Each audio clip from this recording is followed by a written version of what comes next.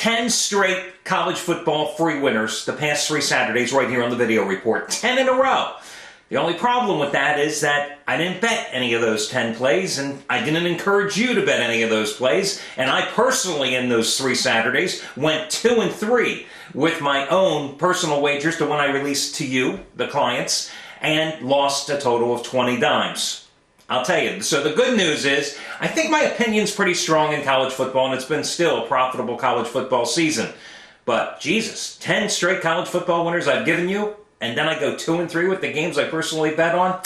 I don't know. And the worst part about it, guys, is yesterday, one of those losers happened to be Oklahoma State. Now, the Cowboys have been very good to me this season, but the reason that it was a real pain in the ass losing that game is because Anthony Redd had the 4th ever 100-dime play of his career on the other side, Oklahoma. I've told you before that Anthony, great guy, just one of the all-time great ball busters as far as I'm concerned. Naturally, when he found out who I had, he had to give me a call and tell me how I was on the wrong side. Then I saw him over at one of the sports books last night, and of course during the game he had to tell me again how I was on the wrong side. And when Oklahoma State came back and made it a game in the 3rd quarter, I'm thinking, maybe I have a chance. But of course, Oklahoma pulls off the win outright in Stillwater, and Anthony Redd was busting my chops nonstop about it. But props to Anthony. I mean, the guy is absolutely on fire, guys. 548 dimes net profit the past 31 days. That's a pretty fair month, don't you think? And he had a 75-dime winner on Friday night with Nevada outright over Boise State. You might want to check him out today. Again, he's got another 100-dime release, his 4th ever, this time in the NFL in his career. That is going today from Anthony. It's on the Jaguars New York Giants contest, and he has a trio, 3 30-dime selections as well. So 4 plays, what's that, 190 dimes of action today. So those 546 dimes that he's won over the past month, he's putting one hell of a lot of it on the line today. That's how much he likes the card, so you might want to check out Anthony Redd.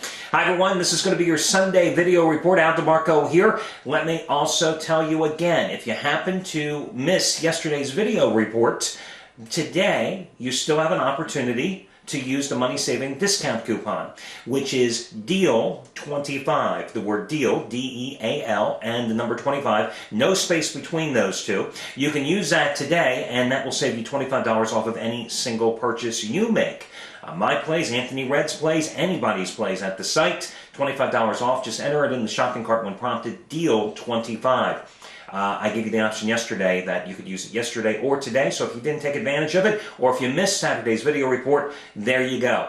DEAL25 is that discount money-saving coupon. Coupons, savings offers, freebies, made exclusively available to those of you watching these video reports. And of course, hell, you've won enough free plays, haven't you? 18 and 6 free football run. NFL, college football combined over the past 3 weeks. Free pick coming up today on your Philadelphia-Chicago contest. Also, FYI, you might want to also check out Craig Davis. The guy's got his NFL 100-dime winner number 7 in a row going today on Tampa Bay and Baltimore. That's another hot handicapper at the sites here as well. Now, as for your free pick, I'm going to go with the Philadelphia Eagles in this contest. They are laying about 3 to 3.5 points, depending on where you shop. You can find some 3s out there. Of course, it's also a regional type of thing. I'm sure if you're in Philadelphia, there's no way you're getting a 3. But it's kind of interesting when you look at this game. And let me just preface my statement by saying that, you know, I have won each of the past 3 games involving the Eagles.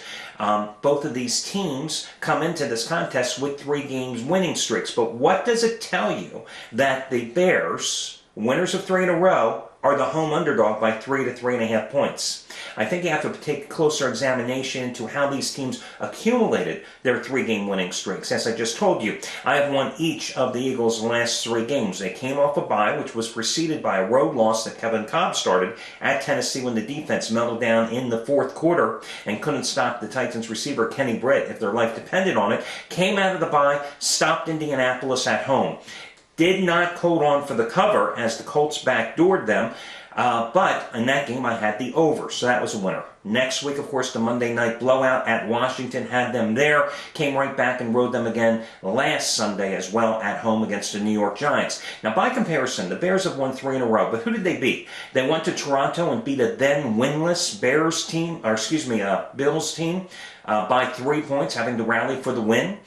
Returned home to beat up a bad Minnesota team that was on life support in Brad Childress's final weeks. And then they took care of business on the road 2 Thursdays ago against an injury-riddled Miami team, shutting them out 16-0. A Miami team that was down to its third-string quarterback, had a brain freeze as far as the offensive coordinator was concerned, not running the ball in that game at all, instead constantly putting Tyler Thigpen back in the pocket, dropping back, looking to pass when he was playing behind an offensive line that was injury-riddled as well. Go figure. That's why the Eagles are a 3 to 3.5 point favorite in this game. But there's a couple of other dynamics here that you have to also consider as well. The key, as with any team playing the Chicago Bears, is whether or not that team can get pressure on Jay Cutler. Listen, the Eagles with Trent Cole, etc., this is a hard-charging, good pass-rushing team.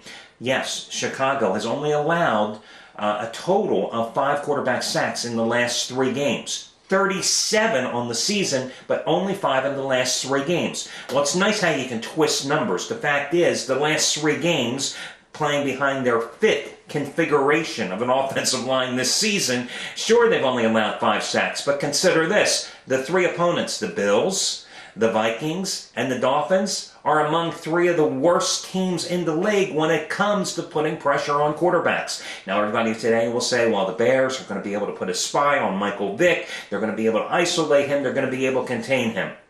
Has it worked for anybody else so far this season? There's a reason the Eagles are ranked number 2 in scoring in the league, averaging 28.6 points a game. The only reason I didn't use them today as a premium play, the only reason I didn't bet on them this week, is I'm a little concerned with their injury situation. Asante Samuel, the 2 big interceptions last week at home against the Giants, is going to miss today's game. Jaquie Parker, who is a 10-year veteran defensive end, who has really been one of the stalwarts in terms of putting on the pass rush. He may not play today either for Philadelphia, but the one thing that is good is that the Eagles have a multitude of pass rushers. Sean McDermott's defense has really come on here over the past 6-7 weeks, and they've done an exceptionally good job at stopping opponents' top running backs as well, something they were not able to do, stop the run early in the season. So again, at this price, and if you get 3.5 or 3, I would definitely say go ahead and buy down the half point. I think the Eagles are the way to go. Also, one more technical trend for you, by the way. You know, during Andy Reid's coaching tenure on the road, he is 61-38 against the spread. 61-38. So, Philly is going to be the play here. Good luck, everybody, and I'll catch you again on Monday for your preview of that dreaded Monday night game, San Francisco and Arizona. You think is anybody going to watch this game on Monday night? I don't even think I want to watch this game on Monday night. Good luck, everybody, and I'll catch you again on Monday.